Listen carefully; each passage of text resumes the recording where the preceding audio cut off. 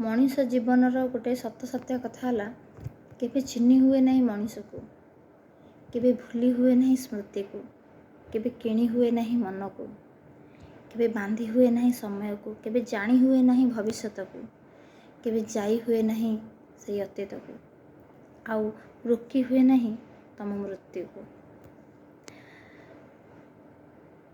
Fast Manish Manish को तुम जिते जहाँ कर किए भल किए खराब केबे ताको चिन्ही हब नहीं कहीं मनीष मनरे कई न था। आ गोटे हूँ भूली हुए स्मृति। तुमर जेकोसी स्मृति थी तब के तुम्हें बिताई थी से स्मृति केबे हेले भूली पारना। आउ समय समय जो समय तुम जो परिस्थिति अतिक्रम कर से समय से स्मृति के भूली पारना। जानी हुए नहीं भविष्य तुम आज अच्छ एना अच्छ भविष्य काली कि तुमर मासक पर कि 15 दिन पर कि 2 दिन पर कौन तुम भविष्य हम बंचब कि ना मरी जीव कौन कर कि तुम आउ कि बड़ क्षति हो कि लाभ हम कि जानी हेब नहीं।